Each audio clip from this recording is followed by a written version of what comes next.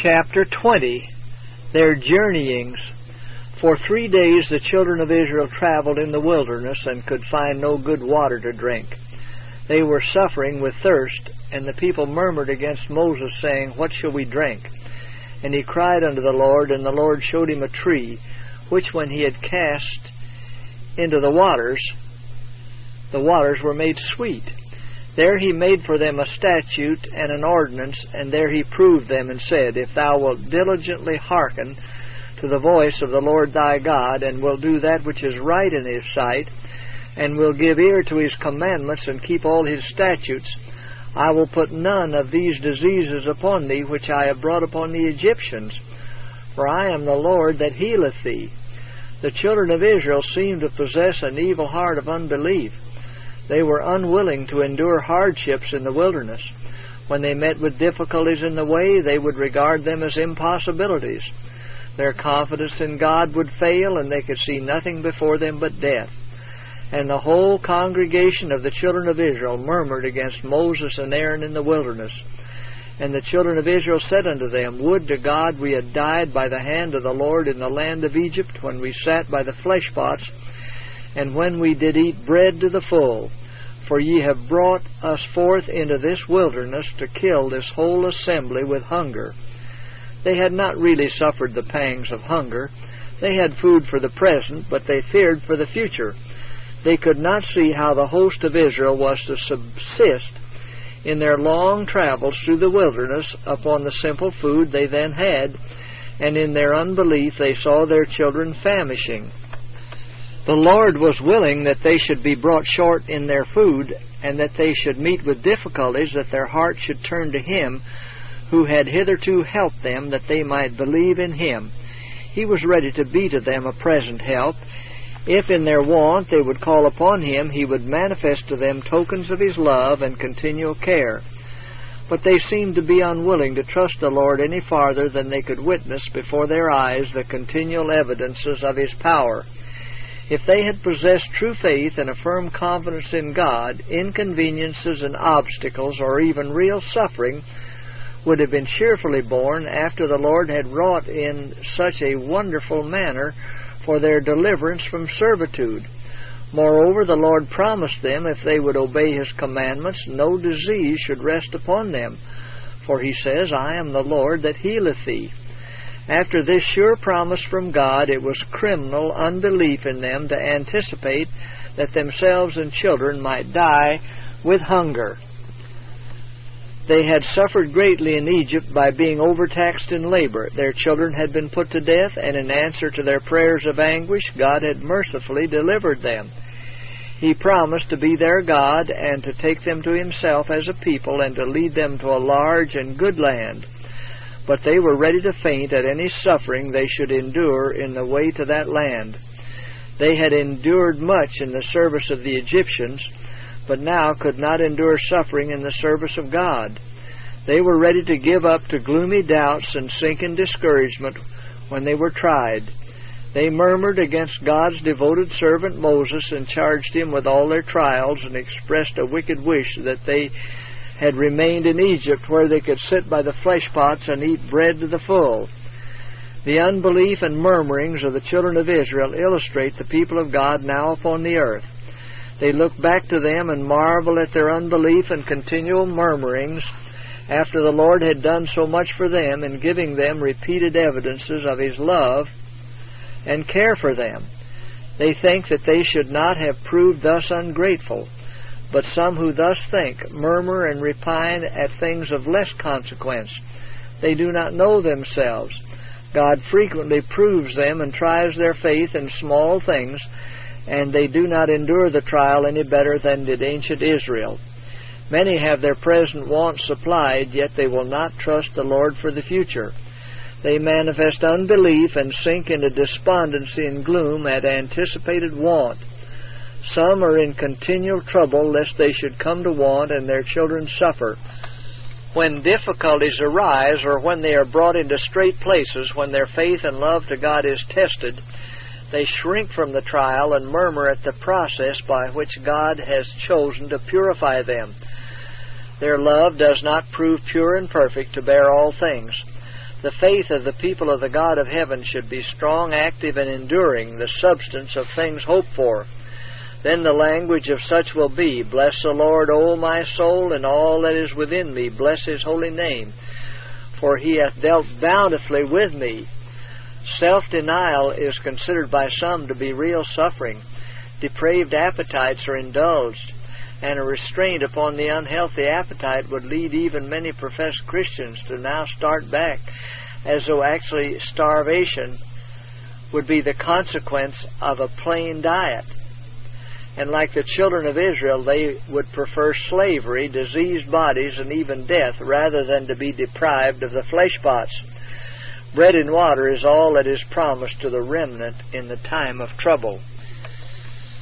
And when the dew that lay was gone up, behold, upon the face of the wilderness there lay a small round thing, as small as the hoarfrost on the ground. And when the children of Israel saw it, they said one to another, It is manna, for they wist not what it was. And Moses said unto them, This is the bread which the Lord hath given you to eat. This is the thing which the Lord hath commanded. Gather of it every man according to his eating, an omer for every man according to the number of your persons. Take ye every man for them which are in his tents. And the children of Israel did so, and gathered some more, some less. And when they did meet it with an omer, he that gathered much had nothing over, and he that gathered little had no lack. They gathered every man according to his eating, and Moses said, Let no man leave of it till the morning. Notwithstanding they hearkened not unto Moses, but some of them left of it until the morning, and it bred worms and stank. And Moses was wroth with them, and they gathered it every morning, every man according to his eating, and when the sun waxed hot, it melted.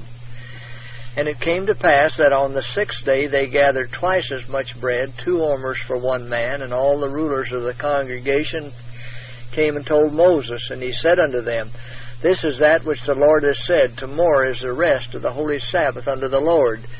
Bake that which ye will bake today, and see that ye will see. Then that which remaineth over lay up for you to be kept until the morning. And when they laid it up until the morning, as Moses bade, and it did not stink, neither was there any worm therein. And Moses said, Eat that today, for today is a Sabbath unto the Lord. Today ye shall not gather it in the field. 6 days ye shall gather it, but on the 7th day, which is the Sabbath, in it there shall be none. The Lord is no less particular now in regard to his Sabbath than when he gave the foregoing special directions to the children of Israel. He required them to bake that which they would bake, and seethe, that is, boil, that which they would seethe on the 6th day, preparatory to the rest of the Sabbath. Those who neglect to prepare for the Sabbath on the 6th day, and who cook food upon the Sabbath, violate the 4th commandment, and are transgressors of God's law. All who are really anxious to observe the Sabbath according to the commandment will not cook any food upon the Sabbath. They will, in the fear of God, who gave his law from Sinai, deny themselves and eat food prepared upon the 6th day, even if it is not as palatable. God forbade the children of Israel baking and boiling upon the Sabbath. That prohibition should be regarded by every Sabbath keeper as a solemn injunction from Jehovah to them. The Lord would guard his people from indulging in gluttony upon the Sabbath, which he has set apart for sacred meditation and worship. The Sabbath of the Lord is a day of rest from labor, and the diet upon that day should be more simple and partaken of in less quantities than upon the 6 laboring days, because they do not have that exercise upon the Sabbath that they have upon the other days of the week. Many have erred in not practicing self-denial upon the Sabbath by partaking of full meals, as on the 6 laboring days their minds are beclouded. They are stupid and often drowsy. Some suffer from headache. Such have no truly devotional feelings upon the Sabbath, and the blessing resting upon the Sabbath does not prove a blessing to them. The sick and suffering require care and attention upon the Sabbath as well as upon the other 6 days of the week, and it may be necessary for their comfort to prepare warm food and drinks upon the Sabbath. In such instances, it is no violation of the fourth commandment to make them as comfortable as possible. The great lawgiver is a God of compassion as well as of justice. God manifested His great care and love for His people in sending them bread from heaven. Man did eat angels' food, that is, food provided for them by the angels. In the threefold miracle of the manna, a double quantity on the sixth day and none upon the seventh, and its keeping fresh through the Sabbath, while upon other days it would become unfit for use, was designed to impress them with the sacredness of the Sabbath. After they were abundantly supplied with food, they were ashamed of their unbelief and murmurings and promised to trust the Lord for the future. But they soon forgot their promise and failed at the first trial of their faith. They journeyed from the wilderness of sin and pitched in Rephidim, and there was no water for the people to drink. Wherewith the people did chide with Moses, and said, Give us water that we may drink. And Moses said unto them, Why chide ye with me? Wherefore do ye tempt the Lord? And the people thirsted there for water, and the people murmured against Moses, and said, Wherefore is this, that thou hast brought us up out of Egypt to kill us and our children and our cattle with thirst?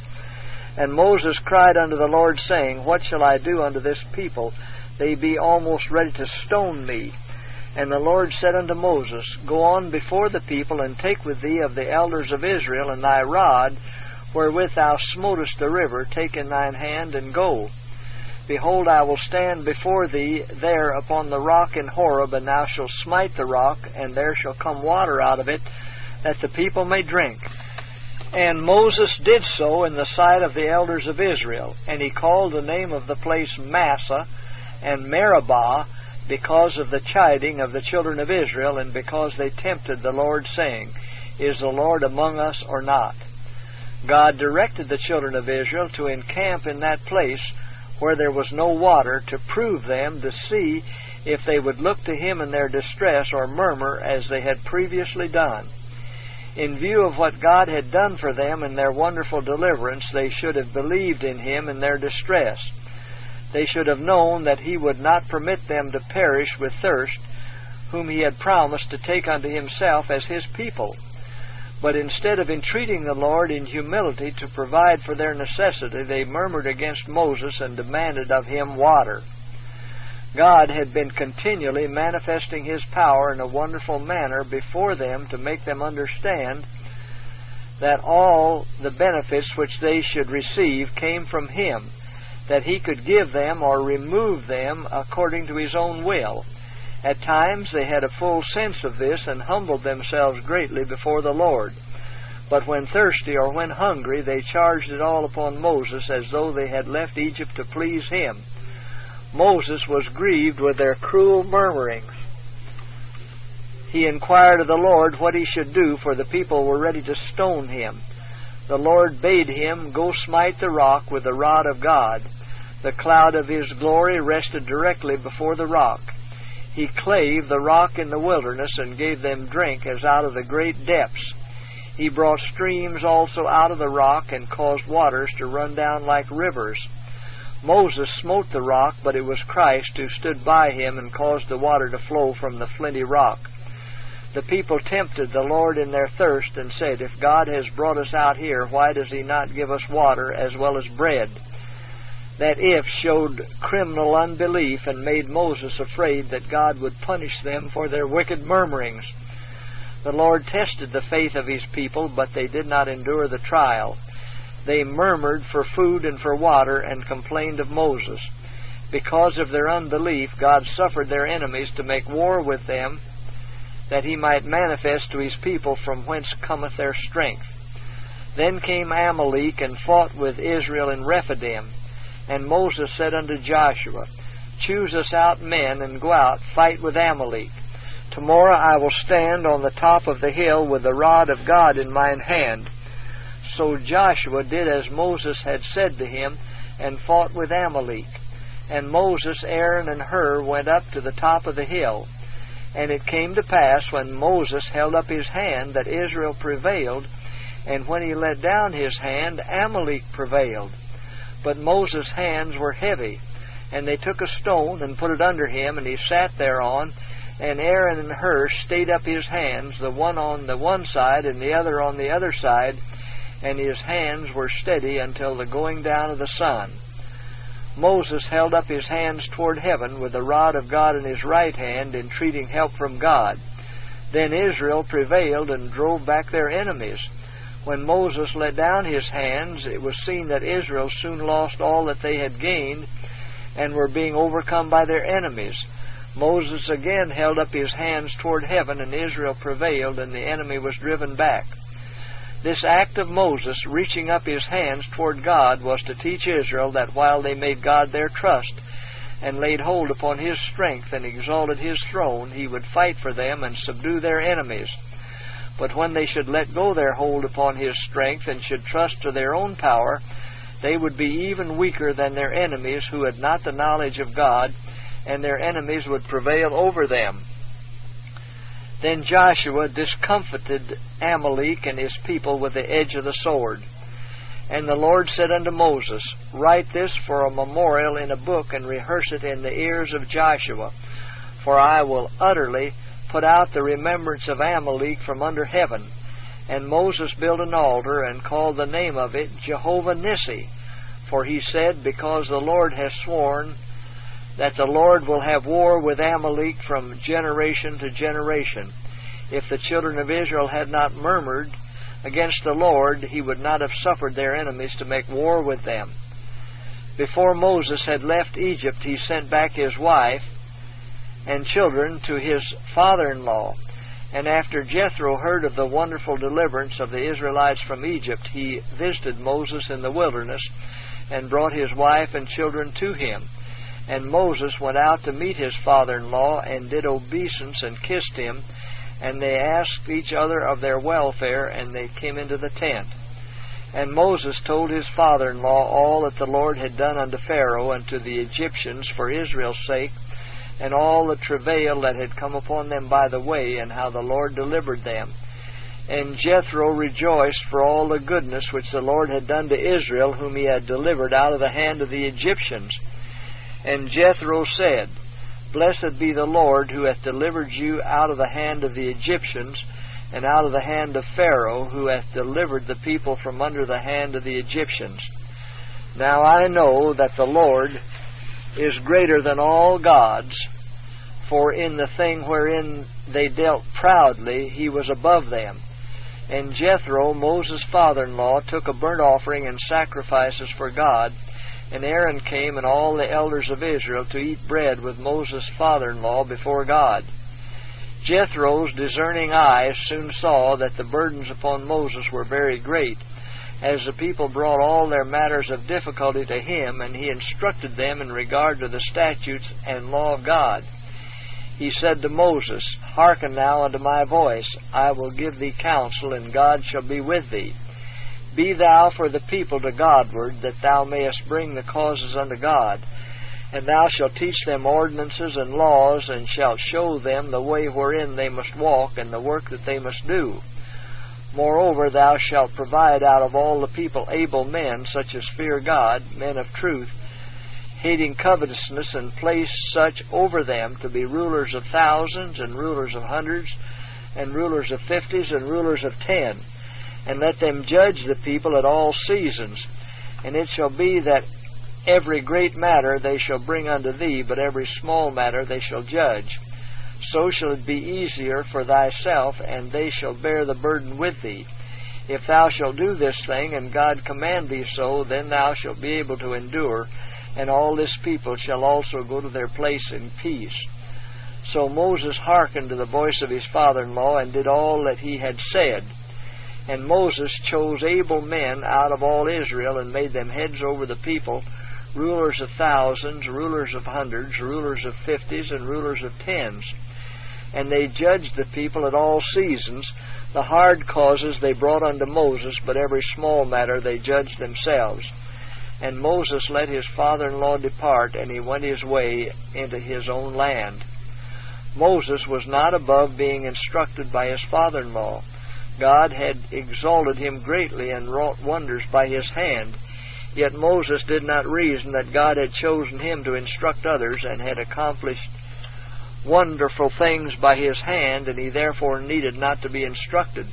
He gladly listened to the suggestions of his father-in-law and adopted his plan as a wise arrangement.